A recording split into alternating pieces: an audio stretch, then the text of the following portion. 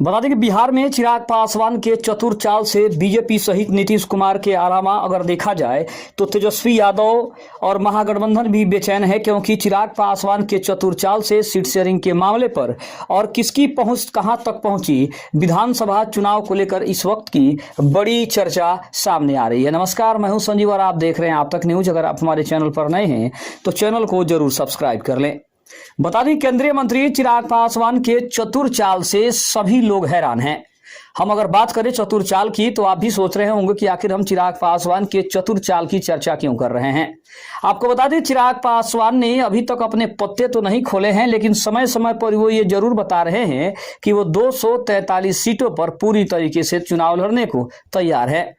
आरा के रैली में जिस तरह से चिराग पासवान ने ये तमाम बातें कही, उसके बाद से तमाम तरह की कयास लगाए जाने लगी कि क्या सचमुच में चिराग पासवान बीजेपी को ये दिखाना चाहते हैं कि वो बीजेपी से किसी भी मामले में कम नहीं है, या फिर बीजेपी की किसी भी सहयोगी पार्टी से वो किसी भी मामले में अपने आप को कमजोर नहीं आंकते हैं। शायद यही कारण था कि उन्होंने आखिरकार नीतीश कुमार को बीजेपी को आईना दिखाते हुए जरूर कह दिया कि वो 243 सीटों पर चुनाव लड़ने के लिए पूरी तरीके से तैयार हैं, और उनका जो विश्लेषण है वो अपने अंतिम चरण में है।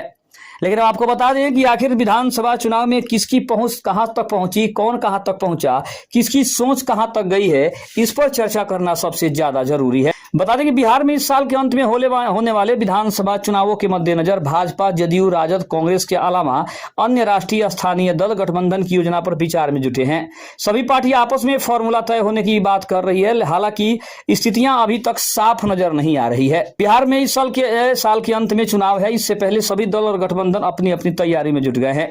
इसी कड़ी में महागठबंधन की बैठक में सीटों के बंटवारे और गठबंधन के चेहरे को लेकर बैठक हुई है। बैठक के बाद कहा जा रहा है कि कुछ फॉर्मूले भी तय हो गए हैं। वहीं एनडीए के सहयोगी दल लोजपा रामविलास के चिराग पासवान ने राज्य की सभी 243 सीटों पर तैयारी की बात कह के अलग सियासी हलचल पैदा कर दिया है। बिहार में जारी इस सियासी हलचल पर इस हफ्ते खबरों के खिलाड़ी में चर्चा हुई है, और चर्चा के लिए वरिष्ठ पत्रकार भी मौजूद रहे। इसके अलावा अगर बात करें तो राजनीति को काफी नजदीक से समझने वाले एक से एक राजनीतिज्ञ थे, जिन्होंने इस चुनाव के ऊपर बड़ी चर्चा की है। आपको बता दें कि अगर हम बात करें तो उनका कहना है कि राजद चाहेगा कि तेजस्वी यादव के चेहरे पर चुनाव लड़ा जाए, तो वहीं कांग्रेस अभी भी इस पर कुछ तय नहीं करना चाहती है। इसके बाद भी ये कहा जा रहा है कि तेजस्वी महागठबंधन का चेहरा तो तय है, इस बार भी नहीं लग रहा है कि कांग्रेस इस पर कोई विरोध करेगी। चेहरा घोषित होने से कई बार चुनाव के मुद्दे गायब हो जाते हैं। कांग्रेस भी चाहती है कि बेरोजगारी और लॉ एंड ऑर्डर जैसे मुद्दों पर जोर दिया जाए। एनडीए में चिराग पासवान की वजह से बहुत बड़ा पेच फंसा हुआ है, क्योंकि उन्होंने सभी 243 सीटों पर तैयारी करने की बात कही है। चिराग पासवान को जो सीटें दी जाएंगी वो किसके कोटे से जाएंगी, इस पर भी अभी तक कुछ नहीं कहा जा रहा है। इसके अलावा अगर हम बात करें तो इस बार महागठबंधन के लिए दो बड़े सवाल हैं। पहला कि क्या असदुद्दीन ओवैसी को महागठबंधन में शामिल किया जाएगा, और दूसरा क्या कांग्रेस कन्हैया कुमार के चेहरे के तौर पर प्रोजेक्ट करेगी। मौजूदा परिस्थितियों पर महागठबंधन किसी नतीजे पर नहीं पहुंचा है। वहीं राहुल गांधी का बिहार में लगातार चहलकदमी करना, तेजस्वी का खुद को प्रोजेक्ट करना दूसरे दलों का रुख बता रहा है कि महागठबंधन में भी सब कुछ ठीक ठाक नहीं चल रहा है। वहीं भाजपा को पता है कि नीतीश बिहार की राजनीति में कितना भी कमजोर हो जाएं, लेकिन अप्रासंगिक नहीं है। नीतीश कुमार जहां खड़े होते हैं वहां से वो बार्गेन की स्थिति में चले जाते हैं, और कहा जाता है कि पिछले विधानसभा चुनाव में तेजस्वी यादव ने राहुल की रैलियां रुकवा दी थी। अब वो स्थिति नहीं है कि कांग्रेस साथ में लटक कर जाएगी। हालांकि ड्राइविंग सीट पर तेजस्वी यादव ही रहेंगे, इसमें कोई दो राय नहीं है। इसके अलावा अगर बात करें तो दोनों गठबंधन अपनी अपनी तैयारी कर रहे हैं, और बिहार में इस बार बहुत ही शानदार चुनाव होने जा रहा है, क्योंकि ऐसा चुनाव अभी तक बिहार की राजनीति में शायद कभी नहीं हुआ था। दूसरी तरफ अगर हम एनडीए की बात करें तो चिराग पासवान एक अलग फैक्टर है, क्योंकि रामविलास पासवान की लेगेसी पशुपति पारस के साथ जाती नहीं दिख रही है, वो चिराग पासवान के साथ ही जाती हुई दिखाई दे रही है। और बिहार का मनोविज्ञान समझना होगा। नीतीश कुमार ने बिहार को रहने लायक बनाया है। नीतीश का कोर वोटर है वो जो लालू राज में सताया गया है, और उसकी दूसरी वोटर है वहां की महिलाएं। यानी चिराग की बात जहां तक है, उनके एक्स फैक्टर को जो बात हो रही है वही रहेगा। महागठबंधन में तेजस्वी के अलावा कोई विकल्प नहीं है। जितने भी क्षेत्रीय दल हैं उनको डर भाजपा और कांग्रेस से ही लगता है। लेकिन इसके अलावा अगर बात करें तो नीतीश और तेजस्वी के चेहरे पर ही चुनाव होगा, इसमें भी कोई दो राय नहीं है। वहीं अगर हम बात करें तो बिहार के दोनों गठबंधनों को अगर देखा जाए तो समस्याएं एनडीए में सबसे ज्यादा है। महागठबंधन में यह तय है कि चेहरा मुख्यमंत्री का तेजस्वी ही होंगे। महागठबंधन की बैठकें भी चल रही है। कांग्रेस की यह कोशिश होगी कि उसे वो सीटें मिले जो वो जीत सके। भाजपा चाहेगी कि इस बार नहीं तो अब कब होगा। अगर आप 20 साल से नीतीश कुमार को मुख्यमंत्री बना रहे हैं, इस वक्त भाजपा बेहतर स्थिति में है और वो चाहेगी कि अपना मुख्यमंत्री बने। दूसरी तरफ अगर बात करें तो महागठबंधन में वैसे ही आना चाहेंगे, क्योंकि उनको पता है कि अगर अलग अलग से जीतकर मेरे विधायक आएंगे तो महागठबंधन में चले जाएंगे। कुल मिलाकर दोनों गठबंधन में समस्याएं हैं, किसी में समस्याएं कुछ कम है तो वहीं किसी में समस्याएं कुछ ज्यादा है। दूसरी तरफ अगर हम बात करें तो चिराग पासवान को लेकर यह भी कहा जा रहा है कि चिराग पासवान ने जिस तरह से सीट शेयरिंग के लिए अपना प्लान बनाया है, उस सीट शेयरिंग के प्लान में कहीं ना कहीं बीजेपी फंसती नजर आ रही है।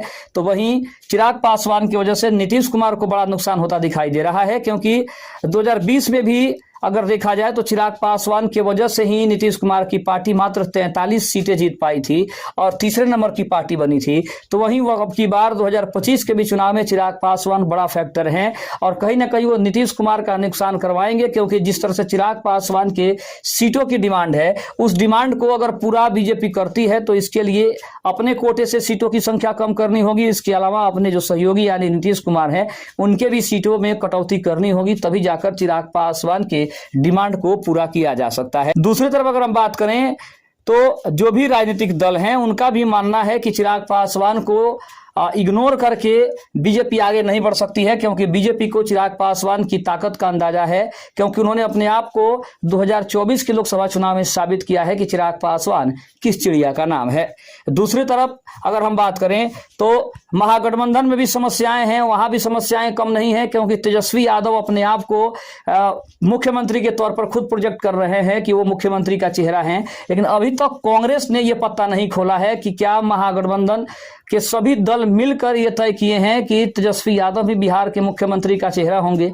लेकिन कांग्रेस की तरफ से कन्हैया कुमार को मुख्यमंत्री के लिए प्रोजेक्ट किया जा रहा है। हालांकि इसकी संभावनाएं ना के बराबर है कि कन्हैया कुमार बिहार के मुख्यमंत्री बनेंगे, क्योंकि अगर महागठबंधन की सरकार बनती है तो तेजस्वी यादव का नाम पहले से फाइनल है। इसीलिए तेजस्वी के अलावा कोई ऐसा भी चेहरा नहीं है जो बिहार में मुख्यमंत्री के लिए उपयुक्त हो। लेकिन जिस तरह से तेजस्वी यादव, चिराग पासवान, प्रशांत किशोर और असदुद्दीन ओवैसी की चर्चाएं हो रही है, तो इसमें कोई दो राय नहीं है कि अब की बार के चुनाव में 3 ऐसे चेहरे हैं, चाहे हम बात चिराग पासवान की करें, तेजस्वी यादव की करें या फिर प्रशांत किशोर की करें, ये तीनों चेहरे अब की बार के बिहार के चुनाव में काफी ज्यादा प्रभाव डाल सकते हैं, काफी बड़ा फैक्टर पैदा कर सकते हैं, क्योंकि इन्हीं 3 चेहरों पर अब की बार का चुनाव लड़ा जाएगा। क्योंकि सर्वे के नतीजे भी बताते हैं कि नीतीश कुमार भी मुख्यमंत्री के चेहरा के रूप में कहीं ना कहीं 5वें 6वें स्थान पर उनका नंबर आ रहा है। इसका मतलब स्पष्ट है कि बिहार की जनता भी अब नीतीश कुमार को सीएम देखना नहीं चाहती है। बिहार की जनता भी चाहती है कि बिहार में